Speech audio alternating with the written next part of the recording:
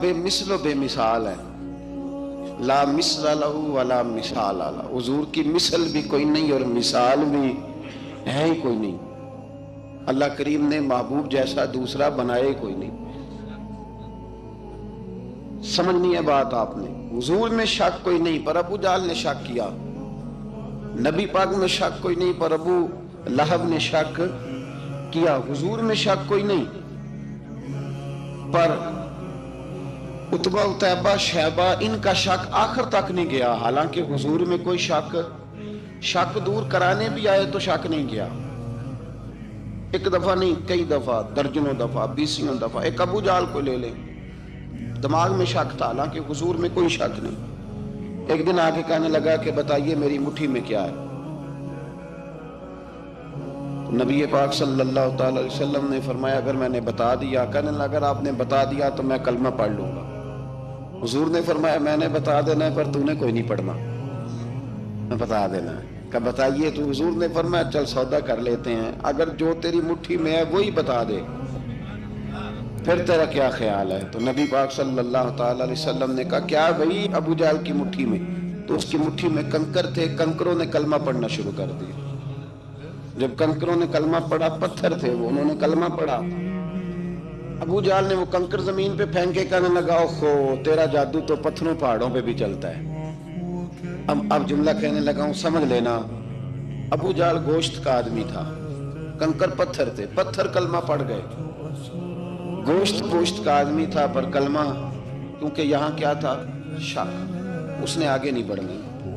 گوشت کا شخص ہو کے پتھروں سے آگے نکل، نبی پاک صلی اللہ علیہ وسلم کی خدمت میں آیا، بلکہ وہ جو یہودی والی روایت ہے اس کے پس منظر میں بھی بعض محدثین نے لکھا ہے اس کو بھی اسی نے بھیجا، کہنے لگا جاؤ نبی پاک سے جا کے کہو اگر وہ درخت آپ کا کلمہ پڑھے تو میں بھی پڑھ لوں گا۔ درخت، اب درخت ہوتے تو جاندار ہیں پر کلمے تو کوئی نہیں نہ پڑھتے۔ درخت سے بھی تو انسانوں سے کلمہ پڑھنے کی بات، اگر درخت پڑھے تو میں پڑھ لوں گا۔ نبی پاک صلی اللہ علیہ وسلم دور بیٹھے تھے، درخت دور تھا، اور امام سیوطی علیہ رحمہ نے لکھا ہے درخت بھی کیکر کا تھا۔ نبی پاک صلی اللہ علیہ وسلم نے فرمایا اس یہودی سے کہ تو جا کے درخت کو کہہ کہ تجھے نبی پاک بلاتے ہیں۔ فرمایا میں گیا تو پھر تم نے کہنا جادو کر کے بلایا ہے۔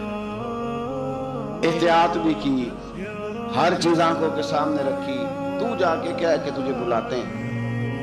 وہ بندہ گیا، جا کے کہنے لگا، اور امام سیوطی نے اس کو لکھا ہے، کہنے لگے اس نے نبی پاک کا نام بھی نہیں لیا، کیونکہ ابو جہل اینڈ کمپنی کو پتا تھا کہ مصطفیٰ کے نام میں بھی بڑی برکت، خالی نام بھی نہیں لیا۔ کہنے لگا درخت وہ جو سامنے بیٹھے ہیں نا وہ تجھے بلا رہے، نام نہیں لیا حضور کا، وہ جو سامنے بیٹھے ہیں نا، جاءت لدعوتہ الاشجار ساجدۃ، امام بوصیری کہتے ہیں درخت آیا اور سجدہ کرتا ہوا، زمین چیرتا ہوا آیا۔ کس طرح آیا؟ پہلے آگے جھکا، پھر پیچھے جھکا، دائیں جھکا، بائیں جھکا۔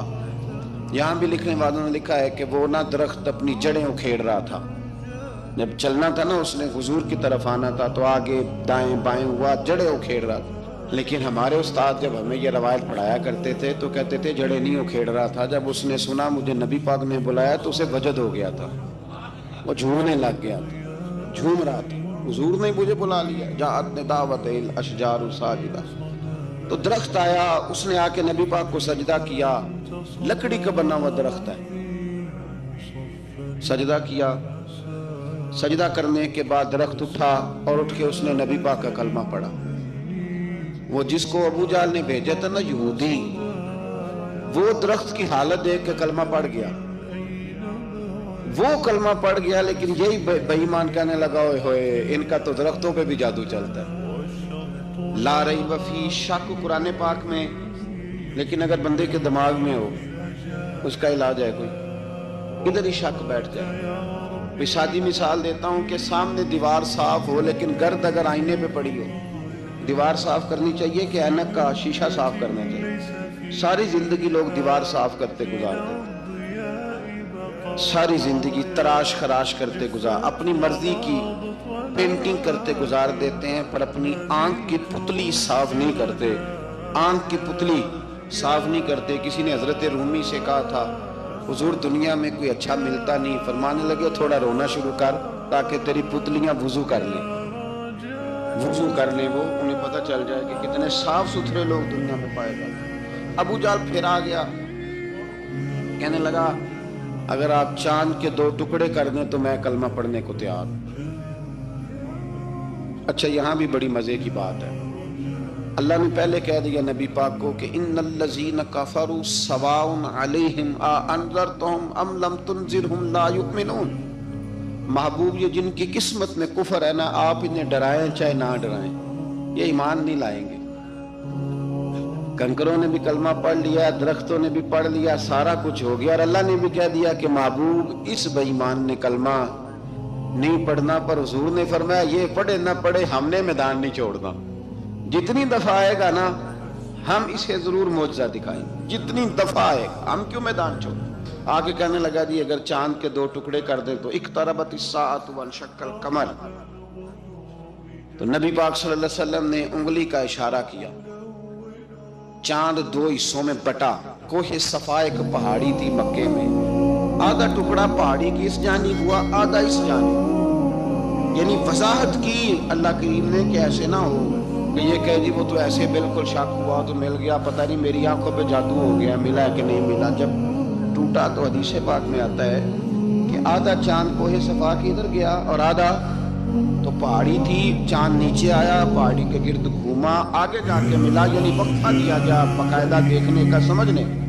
पूरी दुनिया में जितने लोग उस वक्त चांद देख रहे थे, हिंदुस्तान तक रवायतों में मिलता है कि लोगों ने गवाही दी कि हमने चांद टूटते देखा है। जमाना मान गया, लोगों की चीखें निकल गई, लोग कदमों में गिर गए। पर वो जिसके दिमाग में शक था ना, वो नहीं माना। शजर हजर पहचान गए, पर इंसान की नजरों में शक ही रहा। फाज़िल बरेलवी रहमतुल्लाह अलैह फरमाते हैं कि क़यामत में मंजर इस तरह का होगा कि नबी पाक हमारे आगे आगे चलेंगे और हमें अल्लाह की रहमत की खुशखबरी सुनाते जाएंगे। और जब हुजूर ये खुशखबरियाँ सुनाएंगे तो हुजूर के लबहाए मुबारका से फूल गिरेंगे और हम उनको उठाते जाएंगे। फरमाते हैं खुद तो वो थोड़ी देर के लिए रोएंगे अल्लाह की बारगाह में कि या अल्लाह इन्हें माफ़ कर दे, खुद रोएंगे लेकिन हमें हंसा देंगे। पेश हक मुजदा शफात का सुनाते जाएंगे, आप रोते जाएंगे और हमको हंसाते जाएंगे। और बाग़ जन्नत में मुहम्मद सल्लल्लाहु ताला अलैहि वसल्लम, बाग़ जन्नत में मुहम्मद मुस्कुराते जाएंगे, फूल रहमत के गिरेंगे हम उठाते जाएंगे। हश्र तक डालेंगे हम पैदाइश मौला की, मिस्ल फारिस नज्द के किले गिराते जाएंगे। और क्या ज़ौक़ बयान किया, फरमाने लगे खाक हो जाएं अदुब जल कर मगर हम तो रज़ा, दम में जब तक दम है जिक्र उनका सुनाते जाएंगे। जब तक सांसों की डोरी चल रही है, दम में जब तक दम है जिक्र उनका सुनाते जाएंगे। अल्लाह तबारक व तआला ने ना हमारे महबूब करीम अलैहिस्सलाम को दुनिया में भेजा तो फरमाया अय्युहन्नासु क़द जाअकुम बुरहानुम मिन रब्बिकुम, ऐ लोगों तुम्हारे पास तुम्हारे रब की दलील है। अल्लाह तबारक व तआला ने महबूब पाक अलैहिस्सलाम को सिरापा दलील बना के भेजा। बाकी अंबिया किराम अलैहिमुस्सलाम के पास भी अपनी नबुव्वत के दलाइल के तौर पर बेशुमार मौजज़ात थे, और हुजूर करीम अलैहिस्सलाम के तो पूरे वजूद को ही अल्लाह ने मौजज़ा बनाया। और नबी पाक सल्लल्लाहु ताला अलैहि वसल्लम की नबुव्वत की दलीलें, हुजूर के रिसालत के मुस्तहकम दलाइल जगह जगह आपको मिलेंगे। सबसे पहली चीज़ तो ये समझने वाली है कि नबी पाक अलैहिस्सलाम ने जिस चीज़ को सबसे पहले अपनी नबुव्वत की दलील के तौर पर बयान फरमाया वो हुजूर का किरदार है, सीरत है, अमल है, हुजूर का लोगों के साथ रवैया है। नबी पाक अलैहिस्सलाम की तबलीग के 3 दौर हैं। एक तो हुजूर ने अपने कौल से तबलीग फरमाई है, 40 साल की उम्र से महबूब ने ऐलान फरमाया और तबलीग की। اور ایک نبی پاک صلی اللہ تعالیٰ علیہ وسلم بالواسطہ حضور کی تبلیغ ہے جو آج تک جاری ہے۔ امت کے علماء، مشائخ، مبلغین حضور کے دین کو آگے پھیلا رہے ہیں، تو دراصل یہ بھی تبلیغ رسول پاک علیہ السلام ہی کی تبلیغ ہے۔ اور ایک حضور کی تبلیغ کا دور ہے، حضور کی پیدائش سے لے کر ولادت مبارکہ سے لے کر حضور علیہ السلام کے اعلان نبوت تک۔ اس دوران نبی پاک نے جو تبلیغ فرمائی ہے وہ اپنے کردار سے فرمائی۔ عرب کا وہ معاشرہ جو بڑا میلا کچیلا گدلا ہو چکا تھا، جس کے اندر سراسر مادہ پرستی کا زور تھا، جس کے اندر لوگ انسانوں کی خرید و فروخت کرتے تھے، جس کے اندر بیٹیوں کو زندہ دفن کر دیتے تھے، جس کے اندر جو آدمی جتنا زیادہ مضبوط ہوتا تھا اتنا زیادہ لٹیرا بن جاتا تھا، اس معاشرے کے اندر رسول کریم علیہ السلام نے 40 سال گزارے، اور اس طرح گزارے وہ بھی کہا کرتے تھے یہ صادق ہیں۔ اور جب حضور نے اعلان نبوت کیا تو فرمایا، یہ قرآن مجید کے لفظ ہے، فرمایا فَقَدْ لَبِثْتُ فِيكُمْ عُمَرًا مِّن قَبْلِهِ أَفَلَا تَعْقِلُونَ، میں تمہارے بیچ عمر کا ایک حصہ گزار چکا ہوں، تمہیں عقل نہیں ہے، شعور نہیں ہے۔ نبی کریم علیہ السلام نے اپنے کردار کو، اپنے عمل کو اپنی نبوت کی دلیل کے طور پر بیان فرمایا۔ وہ تو حضرت حلیمہ بھی فرماتی ہیں نا، جب میں نبی کریم علیہ السلام کو اپنے گھر لے گئی تو میرا اپنا بچہ بھی دودھ پیتا تھا، 2 میرے بیٹے ہو گئے، ایک میری یہ نسبی اولاد اور حضور میری رضائی اولاد۔ تو کہتی ہیں جب میں کریم محبوب علیہ السلام کو اپنے سینے سے لگاتی تھی تو حضور میرے ایک پستان سے دودھ پیتے تھے اور دوسرا اپنے بھائی کے لیے چھوڑ دیا کرتے تھے۔ یہاں سے رسول کریم علیہ السلام نے کردار کے ذریعے تبلیغ، اور پھر اعلان نبوت سے پہلے ایک تنظیم عرب کے جوانوں پر، عرب کے سرداروں پر مشتمل بنائی گئی، جس میں نبی کریم علیہ السلام نے بڑا حصہ لیا سرکار نے، اور بڑے اہم لوگوں کو شعور حضور نے عطا فرمائے۔ وہ اس جماعت کا فیصلہ تھا کہ ہم سارے جوان، سارے بڑے لوگ ملیں گے، یہ حضور کے اعلان نبوت سے پہلے کی بات ہے، ہم بڑے لوگ ملیں گے، کسی بڑے کو کسی چھوٹے پر ظلم نہیں کرنے دیں گے، کسی آدمی کو کسی غریب کا حق نہیں کھانے دیں گے۔ حضور علیہ السلام نے نا اپنے کردار سے، اپنے عمل سے، اور آپ کا جو عمل ہوتا ہے نا وہ اصل ہوتا ہے، ایک ہوتا ہے آپ کوئی بات کرتے ہیں اور ایک ہوتا ہے کہ آپ کوئی عمل کرتے ہیں۔ آپ جب عمل کرتے ہیں تو عمل کے ذریعے بھی لوگوں تک بات پہنچتی ہے کہ دراصل آپ کا اٹھنا بیٹھنا چلنا پھرنا کیا ہے۔ میرے رسول کریم علیہ السلام کا اٹھنا بھی ایک نبی کا، بیٹھنا بھی ایک نبی کا، بات کرنا بھی ایک نبی کا، معاملات زندگی کرنا بھی ایک نبی کا، لین دین کرنا بھی ایک نبی کا۔ ایک شخص کہتے ہیں میں نے اعلان نبوت سے پہلے حضور علیہ السلام سے کچھ چیز خریدی تھی، اور میں نے عرض کیا تھا آپ یہاں تشریف رکھے، میں پیسے لے کے آتا ہوں۔ میں 3 دن کے بعد آیا۔ دیکھو یہ بات کرنی کتنی آسان ہے، بولنی کتنی آسان ہے، پر 3 دن یہاں میرے بھائی کو کسی شخص کو 2 گھنٹے انتظار کرنا پڑ جائے تو لوگ کہتے ہیں الانتظار اشد من القتل، یہ تو قتل سے زیادہ تکلیف والا معاملہ ہے منتظر رہنا کسی کا۔ کہتے 3 دن کے بعد میں آیا تو میرے رسول کریم وہیں تشریف فرمایا، بس اتنا فرمایا یار تم نے مجھے بڑی تکلیف میں ڈال دیا، 3 دن ہو گئے یہاں رکے ہوئے۔ تو حضور نے اپنے کردار کو، اپنے عمل کو، اپنے معاملات کو سب سے پہلے اپنی نبوت کی دلیل کے طور پر پیش کیا۔ کسی نے کیا خوب کہا تھا کہ جو تیری جان کے دشمن ہے وہ بھی کہتے ہیں، وہ جو تیری جان کے دشمن ہے، بظاہر تو آئے ہیں نا ہجرت کی رات جان لے لے، لیکن امانتیں حضور کے گھر میں رکھی ہوئی، امانتیں کاشانہ نور پہ پڑی ہیں۔ وہ جو تیری جان کے دشمن ہے وہ بھی کہتے ہیں کہ امین تو ہے اور صداقت کی آبرو تو ہے، امین بھی تو ہے، صداقت کی آبرو تو ہے۔ تو پہلے کردار، پھر دوسری بات اللہ تعالیٰ نے اپنے محبوب علیہ السلام کو اپنا مطلق نائب بنایا، اپنا محبوب اعظم بنایا۔ ایسے ہی سارے انسانوں کے بارے میں کہا وَإِذْ قَالَ رَبُّكَ لِلْمَلَائِكَةِ إِنِّي جَاعِلٌ فِي الْأَرْضِ خَلِيفَةً، میں زمین میں اپنا نائب بنانے والا ہوں۔ لیکن حضور علیہ السلام تو محبوب ہے نا، حضور کی نیابت تو محبوبیت کے درجے پر فائز ہے، تو رسول پاک کو رب کریم نے اس طرح کا بنا کے بھیجا کہ حضرت عبداللہ ابن رواحہ رضی اللہ تعالیٰ عنہ بیان فرماتے ہیں کہ اگر حضور کوئی معجزہ نہ بھی دکھاتے، نبی کریم علیہ السلام سے کوئی اعجاز لوگ نہ بھی دیکھتے، تو محبوب کا تو چہرہ ہی اس طرح کا تھا، لوگوں نے دیکھتے جانا تھا اور کلمہ پڑھتے جانا تھا۔ لیکن باوجود اس کے میرے رسول پاک کا اعجاز یہ ہے، کمال یہ ہے کہ حضور کبھی اشارہ کر دیں تو چاند دو ٹکڑے ہو جائے، کبھی دعا مانگ دیں تو ڈوبا ہوا سورج واپس آ جائے، کبھی محبوب گزرنے لگے تو پتھر آپ پر سلام پڑے، کبھی حضور پہاڑ پر چڑھ جائیں تو پہاڑ وجد میں آ کر جھومنے لگے، محبوب کا کبھی نماز پڑھاتے ارادہ بن جائے تو اللہ تعالیٰ قبلے کا رخ ہی تبدیل فرما دے۔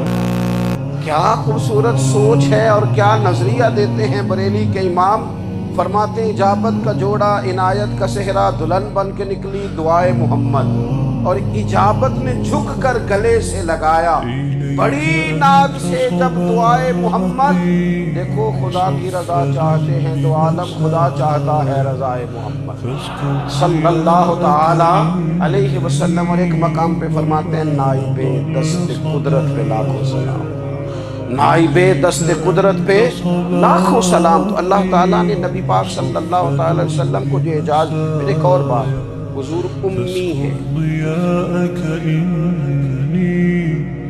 دنیا میں آ کر محبوب نے کسی سے پڑھا ہی نہیں، میرے محبوب نے جتنا پڑھا ہے رب کریم سے پڑھا ہے۔ الرحمن علم القرآن خلق الانسان، رحمان نے قرآن سکھایا پھر انسان بنایا۔ اللہ تبارک و تعالیٰ کی بارگاہ کرم سے حضور نے لیا، رسول کریم امی ہیں، یہ بھی حضور کی نبوت پر ایک بڑی دلیل۔ دیکھو ایک ہوتا ہے کوئی آدمی بچپن سے کسی چیز سے شغف رکھے اور جب اس کی عمر بڑی ہو جائے تو کہتے ہیں اس کا تجربہ بڑا ہو گیا، یہ پہلے کچھ شعر کہتا تھا، کوئی ادبی جملہ کہتا تھا، تو اب اس کی یہ کام کرتے کرتے عمر بڑی ہو گئی ہے تو رسوخ حاصل ہو گیا۔ 40 سال کی عمر مبارک تک نبی کریم نے ایک شعر بھی نہیں کہا۔ حضور علیہ السلام نے کبھی کوئی ایسی بات، ویسے تو حضور کی ہر بات حکمت والی، لیکن جس کو عرب کے لوگ اپنے لہجے میں شاعری یا اپنے لہجے میں ادب کہتے تھے، وہ حضور نے بیان نہیں فرمایا۔ لیکن جب 40 سال کی عمر میں اعلان نبوت کیا تو پھر بڑے بڑے فصیح و بلیغ، بڑے بڑے سیانے طفیل بن عمر کہتے ہیں کہ اس شخص کو بھی میں نے دیکھا جسے بڑا ناز تھا اپنی فصاحت اور بلاغت پر، اور جب وہ حضور کے پاس آیا اور اس نے آ کے کچھ باتیں کی تو محبوب خاموشی سے سنتے رہے، اور جب وہ چپ کر گیا تو میرے کریم نے صرف سورہ فاتحہ پڑھی۔ کبھی اٹھتا تھا، کبھی بیٹھتا تھا، کبھی غور کرتا تھا، کبھی دائیں جاتا تھا، کبھی بائیں جاتا تھا، پھر کہنے لگا بتاؤ نا کلام کس کا ہے؟ فرمایا اس رب کا، اس رب کا، اس رب کا جس کا میں رسول بن کے آیا ہوں۔ نبی کریم صلی اللہ تعالی علیہ وسلم امی ہیں، لیکن حضور نے کائنات کے رازوں سے پردے ہٹا دیے، نبی کریم نے جینے کے سلیقے بتا دیے، حضور نے ہر شخص کو اس کے مقصد حیات سے آگاہ کر دیا۔ نبی کریم علیہ السلام نے وہ فلسفہ حیات بیان کیا کہ لوگوں کو صرف جینے میں مزہ نہیں آیا، مرنے میں بھی مزہ آنے لگا۔ لوگ آگے بڑھ بڑھ کے جانیں پیش کرنے لگے، اپنی اولادیں قربان کر، جو فلسفیوں سے کھل نہ سکا اور نکتہ وروں سے حل نہ ہوا، وہ راز ایک طیبہ والے نے بتلا دیا چند اشاروں میں۔ محبوب کریم امی ہیں، لیکن حضور نے اس طرح دنیا کو سکھایا، اس طرح دنیا کو پڑھایا، اس طرح حضور نے علم کے چراغ اور دیپ روشن کیے کہ قیامت تک جسے روشنی ملے گی نا، اسے صرف دروازہ مصطفیٰ سے ملے گی، اسے رسول کریم علیہ السلام کے در دولت سے ملے۔ کچھ لوگوں نے کہا کہ اپنے پاس سے آیات بنا کے لاتے، اپنے گھر میں بیٹھ کے دعوے کر لینا تو کوئی مشکل کام نہیں نہ ہوتا، سارے لوگ ہی کر لیتے ہیں۔ بلکہ وہ ہمارے ایک بزرگ کہا کرتے تھے، خیالی پلاؤ پکائیے کہ گھیو کدے بھی کاٹ نہ پائیے۔ وہ کون سا پیسوں کا ڈالنا ہے، زیادہ ڈالیں آپ، اور زیادہ ڈالیں۔ بہت سارے لوگ ہیں آج بھی، کچھ لبرل ہیں بیچارے، کچھ دین بیزار طبقہ ہے، وہ کہتے ہیں جناب ہمیں تو جدید باتیں بتائیں، ہمیں تو نئے اسلوب کے مطابق لے کے چلے، ہمیں تو او بھائی سن، میرے نبی پاک علیہ السلام نے فرمایا میرا قرآن کبھی پرانا نہیں ہوگا، اسے پڑھ کے دیکھ، اس کی جدت کا حسن دیکھ، یہ تو کھلا ہوا باغ ہے، تو ایک دفعہ اس کے قریب آئے گا تو خوشبو ملے گی، دوسری دفعہ آئے گا تو اس سے زیادہ تازی ملے گی، ایک دفعہ پھل کھائے گا تو مزیدار ہوگا، دوسرا کھائے گا ہو سکتا ہے شکل ملتی جلتی ہو لیکن ذائقہ بڑا نرالا ہو۔ تو تو صحیح نا، جب کچھ لوگوں نے کہا یہ خود سے بنا کے آیات لاتے ہیں تو فرمایا وَإِن كُنتُمْ فِي رَيْبٍ مِّمَّا نَزَّلْنَا عَلَىٰ عَبْدِنَا فَأْتُوا بِسُورَةٍ مِّن مِّثْلِهِ، اگر تمہیں کوئی شک ہے اس میں جو ہم نے اپنے بندہ خاص میں نازل کیا ہے تو تم بھی اس جیسے قائم بنا دو۔ اور چلو چیلنج کھلا ہی دے دیا، فرما وَادْعُوا شُهَدَاءَكُم مِّن دُونِ اللَّهِ، اللہ اور اللہ والوں کو چھوڑ دو، تفسیری ترجمہ اس کا یعنی صحابہ کو چھوڑ دو، حضور کے ماننے والوں کو چھوڑ دو، باقی ساری دنیا کے کافر کٹھے ہو، ایک آیت بس قرآن جیسی لے کے آؤ، ایک آیت لے کے آؤ، ان کنتم صادقین، اگر تم سچے ہو۔ جوانوں سنو، کہا ایک آیت، اور یہ چیلنج آج تک قرآن مجید کا موجود ہے، آج تک وَإِن كُنتُمْ فِي رَيْبٍ مِّمَّا نَزَّلْنَا عَلَىٰ عَبْدِنَا فَأْتُوا بِسُورَةٍ مِّن مِّثْلِهِ، تم قرآن کے مقابلے کی ایک صورت لے کے آؤ اور سارے حمایتی اکٹھے کر لو اپنے، ان کنتم صادقین، اگر تم سچے ہو۔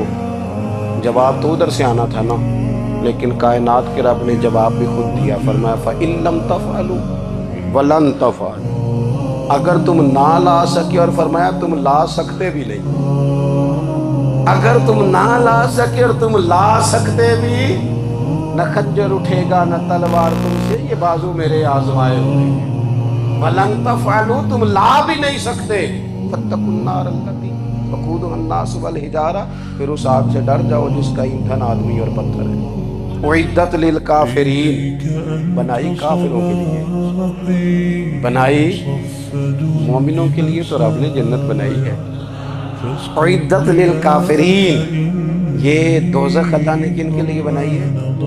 اعدت للکافرین کہتا ہے کافر کے لیے بنایا۔